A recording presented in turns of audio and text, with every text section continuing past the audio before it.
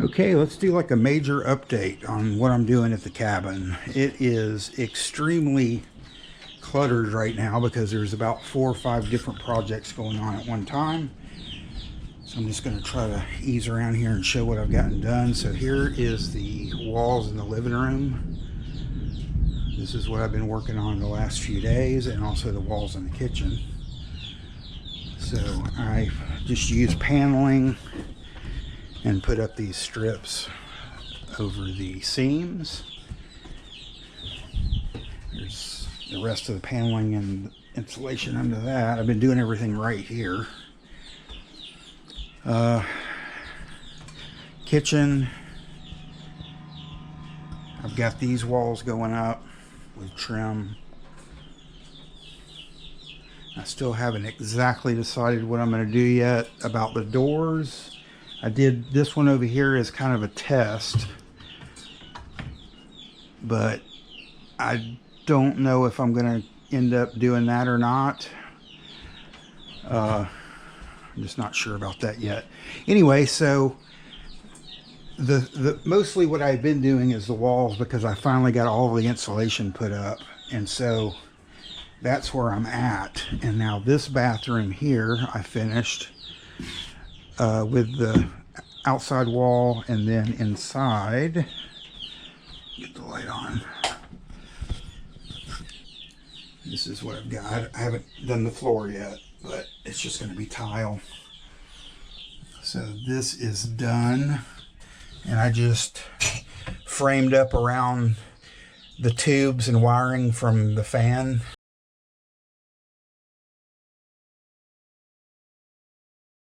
That's why there's these box looking things here. And I haven't done the top, but I can show the top. That's what the top looks like.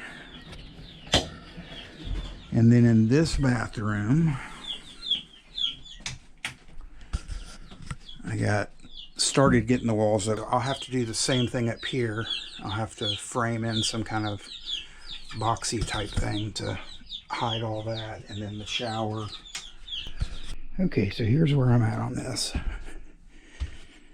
So this bottom part that I've been working on, this is the reinforced wall for the tub. So the bottom of this is going to act as a tub, just that depth, which is not very deep. But because water is heavy, I had to reinforce the floor. So there's now 2 sheets of 3/4 inch plywood. This is the stronger type. And then these walls are 2x4s that are put in with 3-inch screws as well as nails and glued, so that it makes a really strong wall. Then the rest from there up will just be the shower liner and underlayment and tile and all that stuff. So I had to pre-plumb everything. So let me explain what this mess is. So these water lines are real easy to crimp if you bend them too sharp, and that's what was happening on this turn here. So there's a piece of PEX under this, and I ran the PEX. I put the water line in the PEX, which I just split the PEX and put it in there, and then taped it to use as kind of like a guard to keep it from crimping. And then this wire is just kind of holding the whole thing so it doesn't move. I can take that off. That was just until this formed where it needed to be. And I did that with all these because they go up in, into the wall behind, kind of near the insulation, and so they were getting crimped when I put them in there. So that's why I put PEX around all this stuff. And I even did it up here with a piece of pipe, made it like a 90 right there, and to attach that. So I'm not doing this like the typical shower where you'd run a hard pipe up. These are just mounted to the wall with water lines going to them.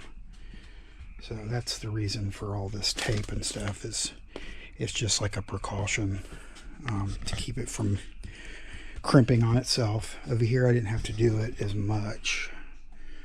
They kind of all bent the right way. That one's a little tight, but you know, I might add something to that. This one I had to. I think I was going to go back and do this one. So that's the reason for that. But besides that, everything is functional and ready for tile. So do the underlayment first and then start on that. When I went to start putting this stuff together, I realized I was going to have tubes going everywhere, because these body sprayers share a water source. So here's the hot water and cold water coming in, and then it goes down to the divider, and then the divider, you know, I had to get a splitter here so that it splits off and goes to each one, and then it is getting its water from the sink. So instead of running a whole new line, I figured, what's the chances of using the sink the same time you're using the shower? So that's why I did that. This is the shower head that goes up to the rainfall shower, and that's got its own line. That's the one that goes up along the ceiling. And then over here, similar. So this is its own devoted line for the shower head, and then it's sharing a line, just one cold line, with the craft sink in the craft room. And then the tub faucet has got its own devoted line, and it's sharing with the second body sprayer. So the chances of using the faucet at the same time as using the body sprayers, same type of thing. So that's how I got water over here. And then there is one more water line here. That's what all this kind of funky turn is. I had to get water over here for the sprayer in the craft room. So I could have run that off the same line, but I just did it that way. So the next step, other than the stuff in here, is I've got to reinforce the floor underneath the cabin with some 2x8s, which I'm just gonna marry those against the existing ones, and then I've got some 4x4 beams and blocks for them to sit on. So that's the plan for that. Also, I have the fan, the exhaust fan, running over here, but I have not put it through to the wall yet, but it will go right over here like that. Well, like that, and then I'm gonna have to frame around that, make that kind of like a box, and that will go outside. And then also need to finish the rest of the bathroom as far as the walls. These are like a vinyl, some kind of composite stuff that we got from this building supply place, and it has like closeouts and stuff. So I got a bunch of these, and they're, you know, obviously waterproof. That's what I made the ceiling out of. So that's where I'm at. But that's all ready for mud. That's the next thing, is I got to do the mud mix. And over here, I'm just going to kind of put it through the wall.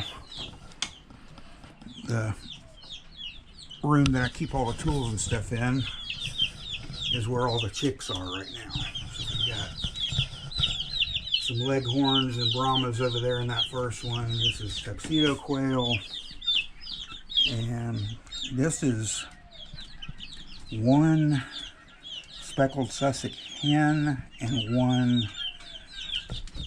black copper Moran rooster in that one. I'm not sure I really showed very intricately what I had done for the plumbing, but I finished all that. It's into here.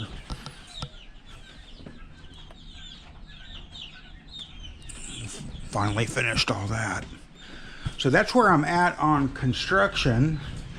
Now, some of the things I'm going to do is So the ceiling, similar to what I did in the bedroom, is going to get that style of insulation, which I have more, and it's going to go, the rest of the empty spots you see up there will have that insulation put in. And then I'm just going to do paneling for the ceiling. I did hardwood in our bedroom, but for the rest of this I'm going to do paneling, and it'll be similar to the paneling over there, only we'll probably paint it, and that will be that. So, and I've got a lot of the trim done in here. Jumping back to the stuff in the kitchen, it's not finished, but I've started the trim, and I got this ceiling put up in here. I'm going to build a frame up into here for this recessed light, so there'll be a box kind of in there where you won't see the ceiling. And then I installed these lights here, which that's those. It was just kind of dark in this corner, and I had 2 of those extra left over from when I installed those in the bathroom. So that's where those are. And then I finished the framing for above the fan. I just haven't finished making that into a cabinet. It's just going to be a small cabinet there. But I think the walls look good in here. I like them. She likes them. We all like them. So, and I started kind of gluing these pieces down, which are the tops of the splash guards. It has, yeah, they got LEDs in them as well.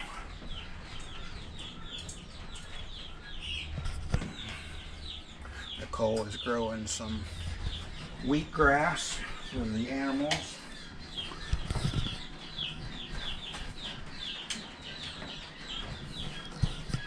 So everything is starting to kind of come together.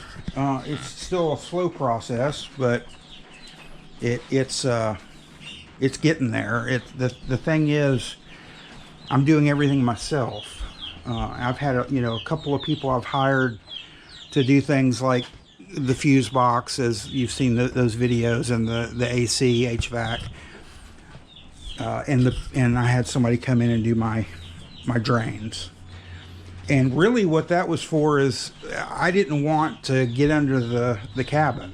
It's a very small space under there, and I haven't done plumbing before. This is the first time I've done plumbing, and so trying to get all those things done right and at the right angles to drain at a downward slope, I figured it would be just better to have somebody else do it. So that's why I had somebody do it. So they put in all the drains, and then I went back and plumbed them from the sink to their drains. There's the dishwasher drain. I did that one.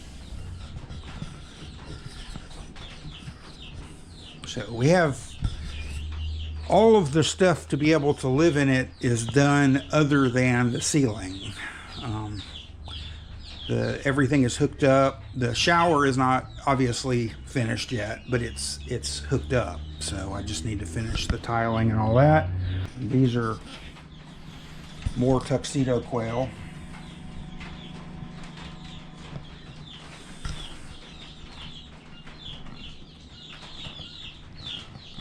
And I put up some curtains, some proper curtains. Next thing that I'll be concentrating on in the next few days will be finishing up the walls down here. I got to do there, and then I got to also do over here. That spot and that spot, and I'll be done with the walls out here. Probably we'll put paneling up here as well. I haven't completely decided on that. We're still kind of talking about the different ideas of what we can put there. The thing is, if we put paneling up, we lose all this space, and when you're in a like a tiny home like this, the last thing you want to do is give up more space. But if we keep this exposed, we would need to do something to cover, you know, the press wood and stuff. Either put up some paneling inside there, or paint it, or whatever, and maybe paint these. But we just haven't completely decided on that yet. So, but that's one of the ideas. So that's where we're at.